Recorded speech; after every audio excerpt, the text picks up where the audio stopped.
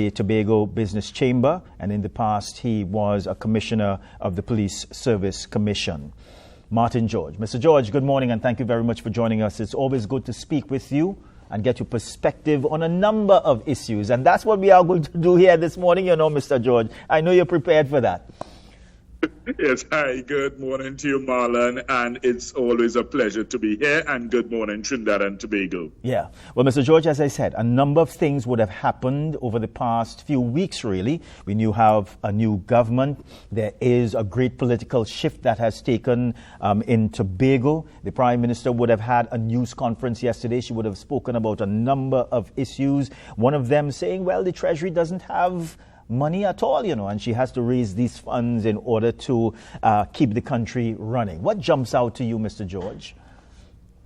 Well, I mean, the number that was put out yesterday, the 4.2 billion, it is a significant figure that was stated. One would imagine that maybe former finance minister for the majority of the PNM's tenure, Mr. Colm Imbe may have a different figure or a different view or a different explanation. I mean, it would be nice to hear from him because it probably wouldn't be fair to put the interim finance minister, Vishnu Danpal, on the spot in terms of that. He really may not be able to have all the answers to account for that. But I think Mr. Imbe might be able to bring some clarity from his perspective. But at the end of the day, a debt is a debt, So, I mean, while we may quibble over the number, the actual number, the reality is that if it is that we are in that type of fiscal deficit, then we are facing problems because we are not even, halfway through the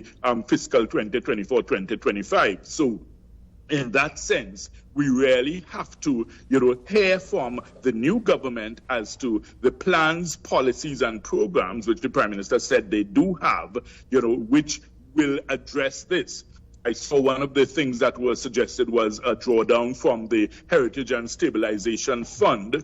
Of course, that is basically our emergency savings fund, which, we have had cause to tap into from time to time, right? I heard mention also about, deferring the T-bills, the Treasury bills, and then, of course, doing another loan from the central bank in terms of a drawdown. So those are three things that were set out there.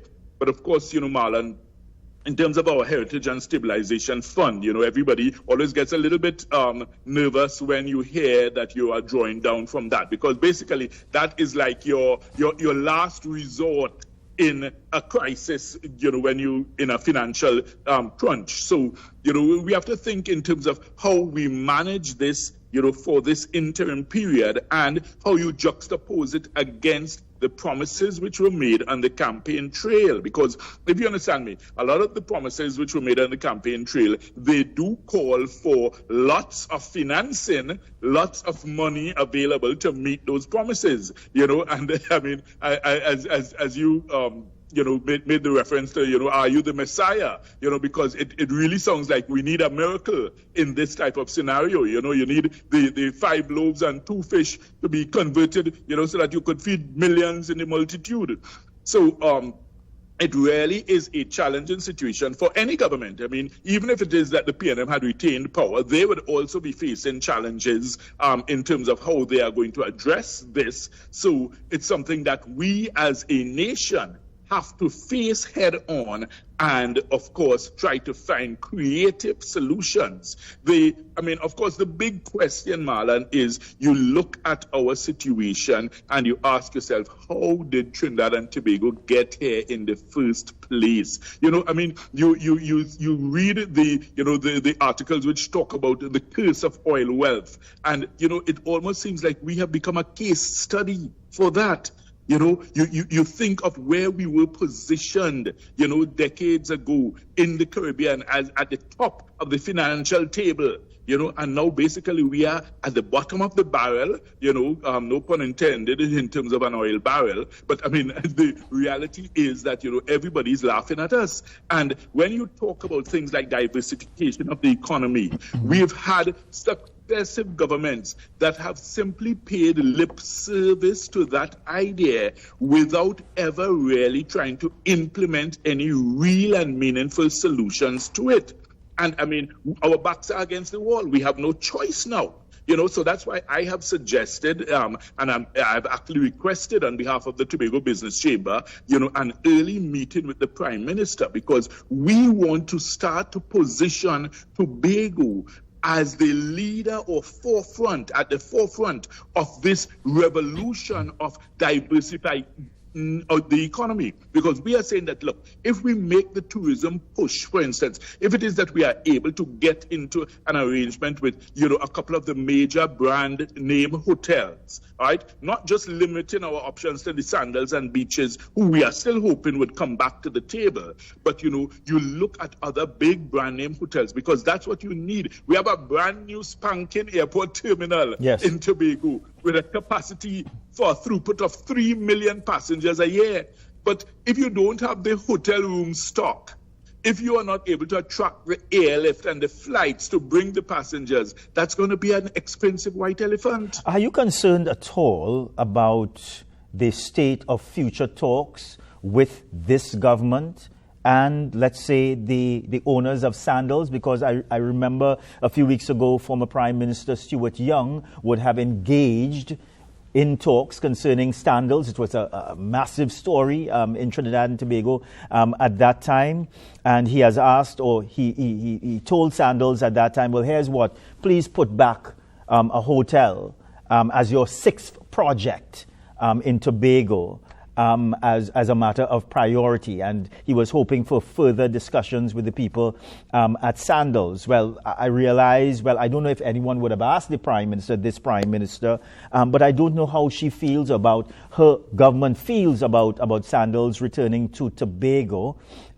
Should these talks continue, you think?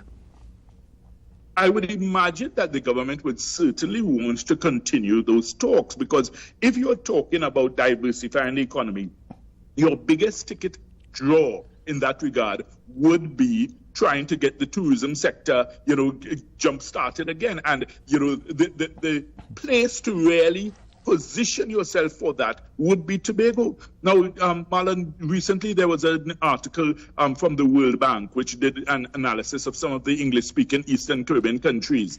And St. Vincent's economy has rocketed to the top of the charts simply because of the fact that they have had their Sandals resort there, which has brought so many benefits to the country in terms of the inflows of foreign exchange, the increase in jobs, the increase in monies circulating in the country, the increase in flights to the country. You have Delta Airlines flying there, you have American Airlines, things which never happened before. And in fact, Prime Minister Ralph Gonsalves loves to poke fun at Tobago and say, ha, ha, ha, look how we are benefiting from the very project that you refuse. So I would imagine that Prime Minister Kamla Persad-Bissessar will be very much on board with trying to get the Sandals group back to the table. But as I say, let's not limit our options or perspective to them only. There are many other major brand name hotels who we can bring, because look, right now they are looking, ETEC is looking for an operator or for a sale for the Magdalena Hotel.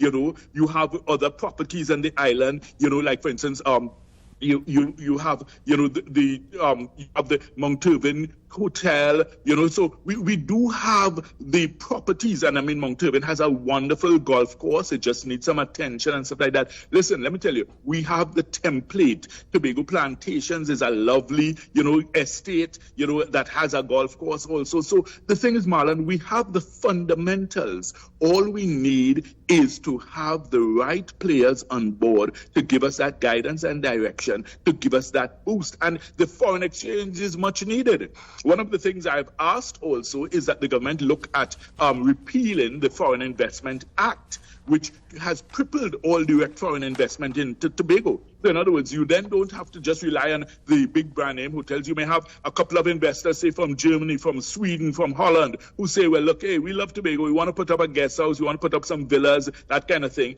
And, they would then have the freedom to bring in their foreign exchange, invest in their project, hire local labor, pay people, and you would have the economy being jump-started that way. And the spillovers to Trinidad are automatic. Because if you're doing any major project, where you're getting all your lumber, your hardware, your materials, your plumbing materials, most of it still has to come from Trinidad. So, it's a win-win for everybody. So I'm hoping that we are able to have that meeting with the Prime Minister and her team very soon. And I think that, look, regardless of the challenge, Marlon, I always remain optimistic because at the end of the day, I love my country. I love Trinidad and Tobago. And I think that, if we all pull together in the same direction, we can get ourselves out of this. You look at Guyana. I mean, Guyana, used to be basically the laughing stock of the region, for years, because people always, you found that their financial situation was so challenging. Now, Guyana is the fastest growing economy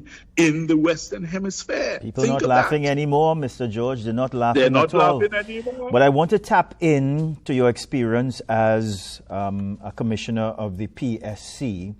So this government has split the Ministry of National Security.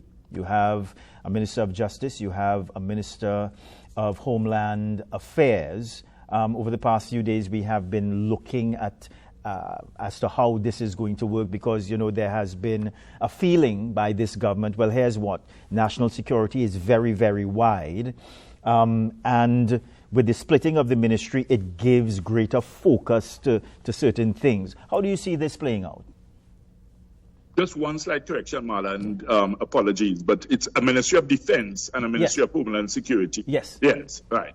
And so the thing is, I understand basically you're focusing on your internal security and your border and external security. So I think that's the basic idea there, right? And I think that, being on Beyond the Tape has, worked well for some persons, and it has propelled him. It has propelled him. Mr. Roger Alexander as minister, and of course, he has tremendous experience within the police service, and I would imagine that he would definitely have his own ideas as to how he can work to increase the safety and security on the ground in Trinidad and Tobago, because that's another thing that we have to be realistic about. If we want to attract foreign investment, we cannot have a climate where people are fearful of investing because of crime. So we need to ensure that we bring back that level of safety and security. So I look forward to seeing what plans the new minister has in that regard. Of course, the Minister of Defense is Mr. Wayne Sturge, and he would now be responsible for the issues of like border security, immigration, and the defense force and those things. So I guess his role would be in that regard, and I think that it's not necessarily a bad idea to have it that way. You already had 2 permanent secretaries assigned to the Ministry of National Security, Marlon? So, I think that it's easy to make sure that you have it split that way. Of course, you will have the mechanisms that you have to ensure that you change the letterhead, change the name, etc. But I would imagine that is something that can work, and, it can possibly be a template for the future going forward. Yeah. 2 of the major issues, if I can put it that way, during the election campaign, and the Prime Minister, as opposition leader, she had been speaking about that for very, very long. So 3 major developments, really. 1, the scrapping of the TTRA. In fact, she is quoted as saying it was an abysmal failure. So that's 1. And she is pursuing the Stand Your Ground legislation and home invasion legislation. I'd like to get your perspective on 3 of those issues. Right. Okay. So in terms of the TTRA, I would imagine that maybe what might be what she may have wanted to say was maybe the idea was an abysmal failure, as opposed to saying that the TTRA itself, because the point is it hasn't really gotten a chance to get off the ground in terms of being operationalized fully and actualized. So in that regard, I would think that it is that ideologically she's basically saying that she would have been opposed to it. Now, the reality is that, okay, yes, the Inland Revenue Division needs to be restructured, revamped, streamlined, refocused, repurposed, if you may. All right, so the PNM government had the idea, well, look, hey, let's scrap it entirely, bring in this statutory authority called the TTRA. The UNC has always been opposed to the idea. The union, the majority union, the PSA, has always been opposed to the idea. So what she's saying is that, look, she's not in favor of it. She's going to scrap it. She's going to try to fix the wheel. Instead of taking off the whole wheel and putting on a brand new wheel, she's going to try to fix the wheel. Now, the challenge with that is you have to fix the wheel while the vehicle is driving. Yep. So that is, of course, the challenge. Of course, the PNM's challenge with the TTRA would have been you have to change the wheel while the vehicle is driving. So either way, it is a challenging scenario. But the point is we have to wait and see in terms of the plans that the present government has in terms of how they intend to fix the wheel while the vehicle is driving. Because at the end of the day, you still need to be collecting your revenues. You still need these officers to be working. So while you are doing your changes and realignments and reassignments, you have to ensure it's done in a manner that is least disruptive, to the smooth flowing of the operations of the Board of Inland Revenue. Yeah. The Stand Your Ground legislation, home invasion laws. Right. So in relation to the Stand Your Ground, the thing is, that is legislation that the Prime Minister has been very firm on in terms of, bringing that legislation. And Marlon, actually, there's nothing wrong with that legislation in terms of the policy of it. At the end of the day, it's something that people, I guess, may feel some sort of protection in terms of, but these things, once you talk in legal matters like that, eventually the testing ground for all these things is always in the court of law. So we will see how it goes in terms of its applicability, because the question now is going to arise as to where do you draw the line between self-defense and the use of excessive force in a scenario which may not warrant that type of thing. You think of, situations in the U.S. where, these things have, spun out of control. You think of Trayvon Martin, how that situation unfolded, because, the point is this was a youngster with a chocolate bar, and, then George Zimmerman, said, well, he thought, it was a gun and he felt threatened, but of course that then was juxtaposed against the backdrop of the reality that, you had scenarios of, the racial issues coming into play. So there will always be that type of, thinking in terms of the backdrop of it. But as I say, the testing ground will always be the courts of law. Yeah. Mr. George, I just have a few minutes again, but I want to speak a little bit about this political shift that has taken place in Tobago. I think that to many, this would have come as a surprise. Your feeling, your view about it? Well, the thing is, Marlon, I'm wondering if it's a political shift as opposed to a gradual realization of the fact that the PNM in some way has lost touch with the ground. Right? It's a reality. And you see, okay, you look back to the last two THA elections, where you had the 6-6, and then, of course, the legislation had to be implemented where the number of seats was expanded to 15, and then the result was 14-1, and now PNM, which previously held the 2 seats in the general election, they've lost both of them. So it appears that there is definite need for the party, to re-examine its role, its function, its mission in terms of, listening to the cries of the people on the ground. Marlon, what this election result showed us nationally, not just in Tobago, is that there are so many persons in Trinidad and Tobago leading lives of quiet desperation. In other words, persons have been suffering in silence. Things have been getting tighter, harder, more difficult for families to meet their expenses, to meet their budgets, to be able to, pay for children to go to school, to get their books, their uniforms, their supplies, and that is a reality that it appears the previous government was not aware of or not in touch with.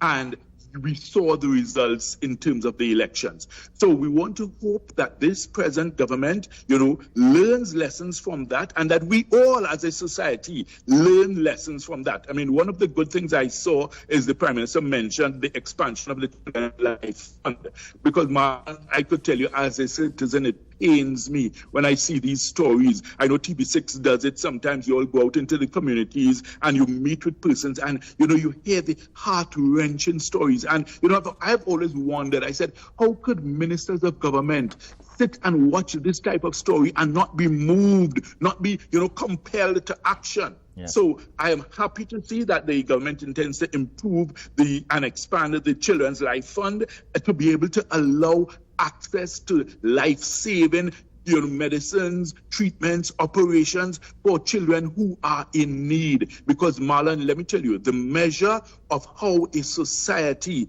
shows that it is caring is how it takes care of its least, of its most vulnerable and those who are least able to take care of themselves.